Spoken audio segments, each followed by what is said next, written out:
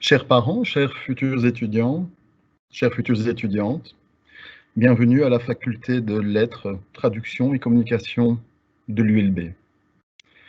Derrière ces trois noms se cachent en réalité trois départements.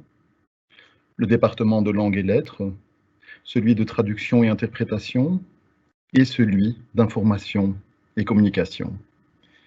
Et derrière chacun de ces départements se cache encore toute une série de filières que je ne vais pas énumérer lors de mon exposé, mais que vous pourrez découvrir en visitant, par exemple, notre site web ou en consultant nos brochures.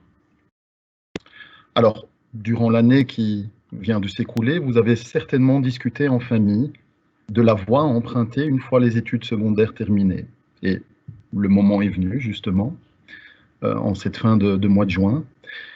Et vous êtes certainement déjà décidé pour des études universitaires, puisque vous nous rendez visite aujourd'hui, en tout cas virtuellement.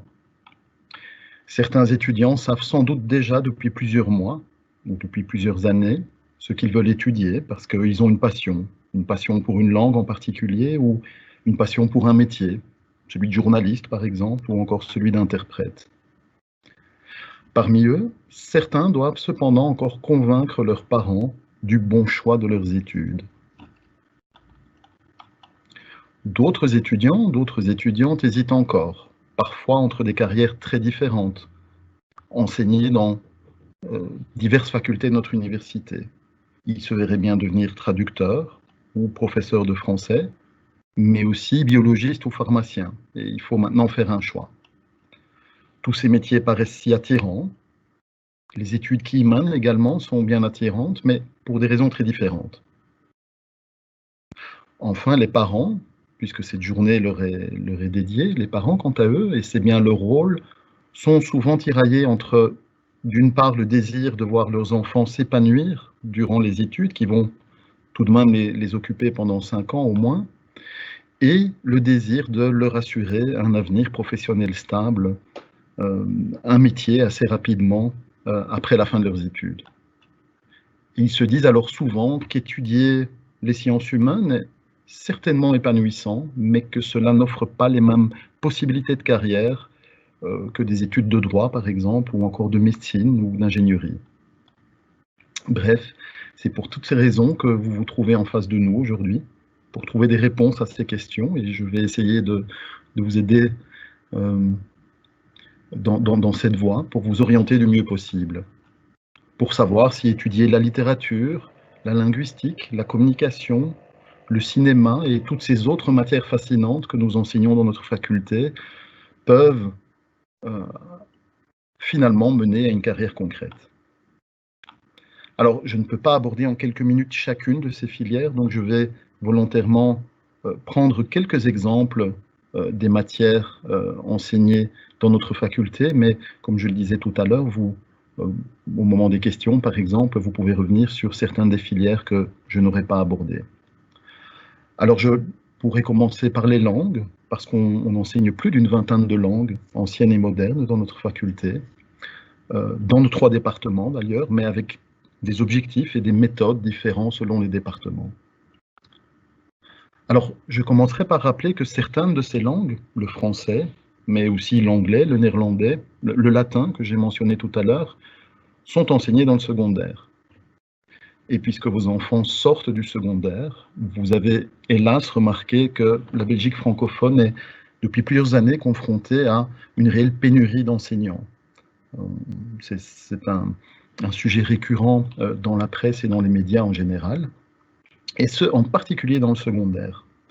Et ça entraîne au moins 2 types de problèmes pour les étudiants du secondaire. Tout d'abord, dans certains établissements, plusieurs centaines d'heures par an ne sont pas enseignées parce qu'on ne trouve pas les professeurs nécessaires. Le deuxième problème est que très souvent, pour pallier cette pénurie, on engage d'autres personnes qui certes ont les compétences nécessaires, mais pas forcément la formation pour transmettre ces matières correctement, comme le ferait en tout cas un enseignant qui aurait suivi l'agrégation à l'université. Mais l'apprentissage des langues ne mène pas seulement à l'enseignement, bien sûr. Nous vivons dans une société démocratique qui a la capacité de se remettre régulièrement en question. Et c'est une chance, en se tournant notamment vers son passé, vers son identité, vers son histoire. Vous me direz que c'est là le rôle des historiens, mais encore une fois, les langues sont un outil essentiel pour revenir au texte dans la langue originale. On pourrait aussi appliquer ce raisonnement aux langues en général. Si on veut mieux comprendre aujourd'hui la société chinoise, par exemple, dont on parle beaucoup dans nos médias, il faut forcément se tourner vers quelqu'un qui en a appris la langue.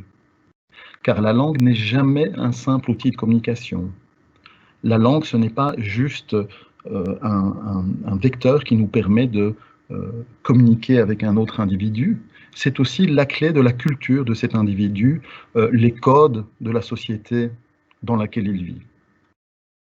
Et la maîtrise, du coup, du chinois ou des autres langues enseignées dans notre université est souvent vue comme un atout dans le secteur privé, par exemple.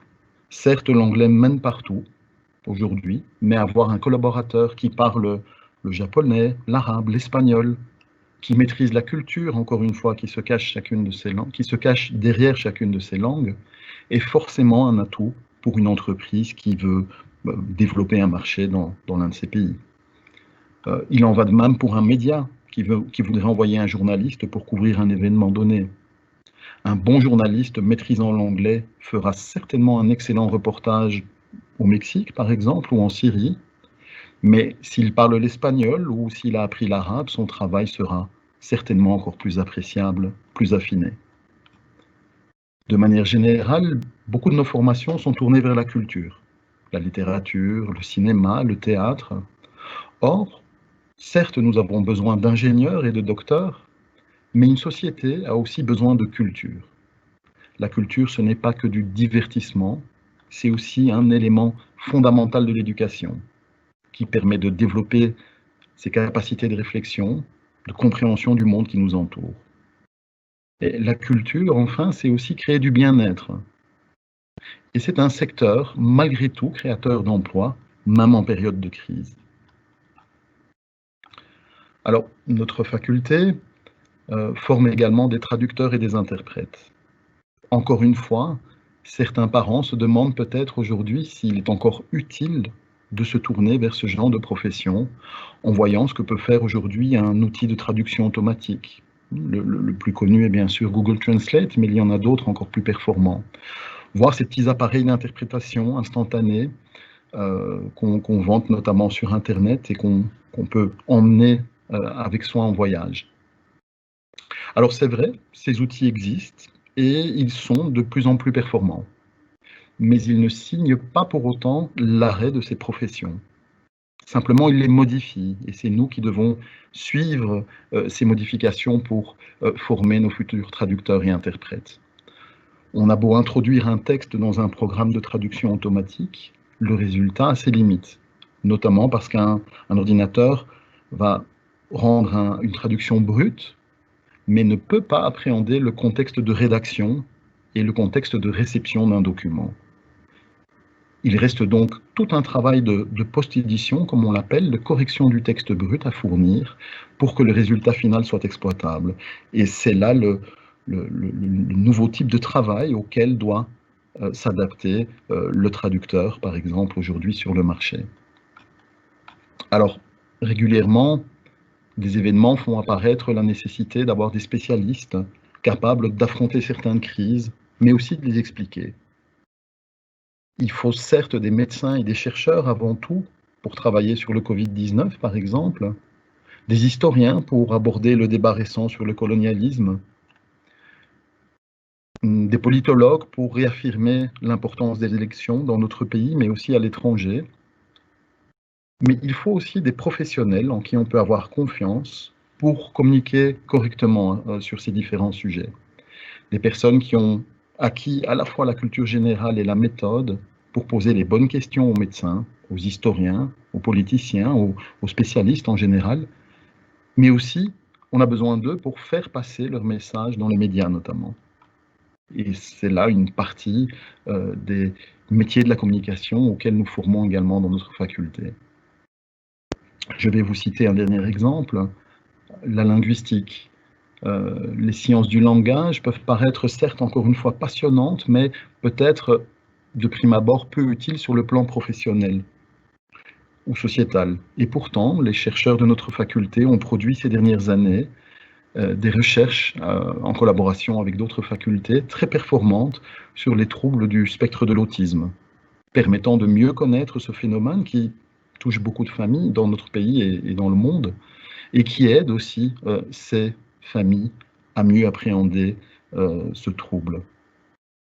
Alors, un élément commun à toutes les filières, celles que j'ai citées et celles que vous découvrirez sur notre site, qui devient un réel atout sur le marché de l'emploi une fois que l'étudiant ou l'étudiante a son diplôme en poche, c'est l'acquisition progressive d'une méthode une méthode de travail, mais aussi une méthode d'analyse, un esprit critique, un esprit scientifique.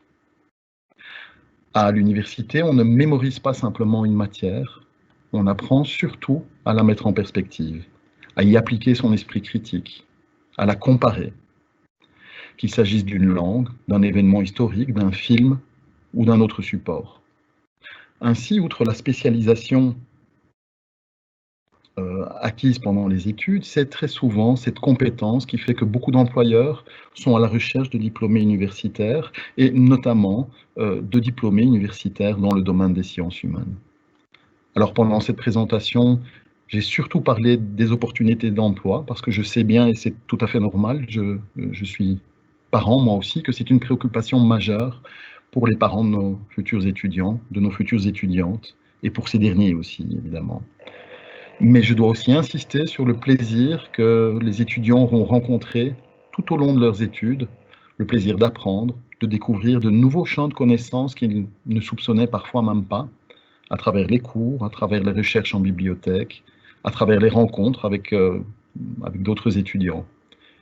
C'est ce qui fait que souvent cette période reste pour beaucoup d'anciens étudiants un moment privilégié, un moment de liberté entre l'éducation scolaire, qui est perçue souvent comme plus rigide qu'à l'université, et le début de la vie professionnelle avec ses nouvelles contraintes. Je terminerai donc en réaffirmant que oui, il faut évidemment encore enseigner aujourd'hui les langues, les arts ou la communication à l'université. Je vous remercie.